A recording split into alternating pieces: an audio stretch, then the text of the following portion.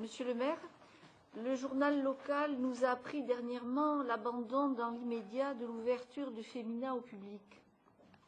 Si cette information est exacte, pouvez-vous nous dire pour quelles raisons vous nous avez fait voter une délibération en date du 26 septembre 2008 sur un projet mal préparé, alors que justement nous avions posé une question sur le montant des travaux?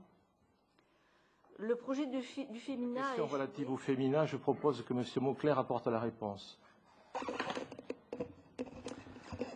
Donc je vais faire preuve de démocratie.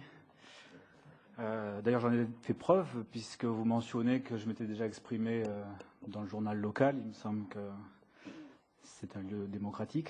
Et donc la majorité des réponses y figuraient. Mais comme je vais répondre dans l'instance publique qu'est le conseil municipal, donc là, je pense que votre question, elle est plutôt de politique politicienne et non pas au nom de la démocratie, mais on va y répondre.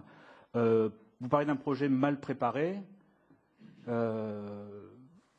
C'est une remarque que je qualifierais de désobligeante pour tous les gens qui ont justement travaillé sur ce projet, qu'ils soient des élus, des gens des services de la ville, services culture, services urbanisme, services économie, services juridiques, qui ont vraiment énormément travaillé sur ce projet. Donc je ne pense vraiment pas qu'il est mal préparé. Je peux vous dire qu'il est même complet, ficelé, tant sur un plan culturel, sur un plan pédagogique, sur un plan artistique, sur un plan social. Il vous sera présenté à temps utile. Mais je peux vous assurer qu'il n'est pas mal préparé du tout. Ensuite, pour en revenir à cette délibération, dans quelle situation nous sommes trouvés lorsque nous avons été élus en avril 2008 ? Je vous l'avais déjà d'ailleurs dit en septembre lors de cette délibération, nous aurions bien aimé justement trouver déjà un lieu propice à la jeunesse, un lieu de rencontre, un lieu de culture, un lieu d'expression artistique, de diffusion de musique. Vous avez été en responsabilité pendant 13 ans, rien n'est sorti. J'ai regardé tout à l'heure rapidement le programme électoral qui était le vôtre l'an dernier. Non, mais vous me permettez de répondre à votre question, s'il vous plaît. N'y figurait quasiment pas de programme dédié aux jeunes. Donc, une de nos priorités a essayé de répondre à cette attente. Nous avons eu l'opportunité de nous rendre locataires de ce ancien cinéma, le Femina. Et vous savez aussi bien que moi que tout projet de cette ampleur nécessite des études préalables. Pour réaliser ces études, il était bien évident qu'il était nécessaire d'être dans les lieux. Donc nous avons été locataires depuis le mois d'octobre ou novembre l'an dernier. Le temps que ces études aient lieu, nous avons quand même eu la possibilité d'y effectuer le Festival de la Comédie, avec une fréquentation supérieure de 30%, des recettes supérieures à 30% grâce à ce lieu.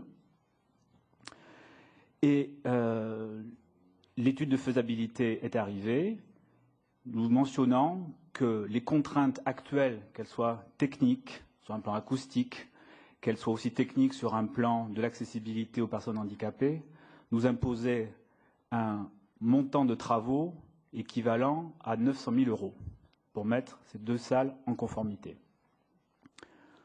Le montant lui-même, à mes yeux, n'est pas exorbitant pour disposer de deux salles de ce type-là.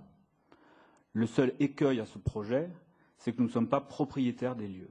Nous avons donc fait une demande auprès des propriétaires pour acheter les lieux. Il se trouve que les propriétaires ne sont pas vendeurs. Donc justement, dans un souci de bonne gestion, il nous semble du coup démesuré d'investir de telles sommes alors que nous ne sommes pas propriétaires.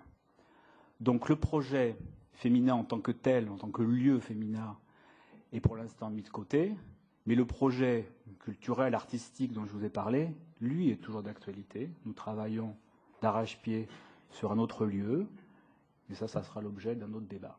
Donc voilà, j'espère avoir répondu à votre question.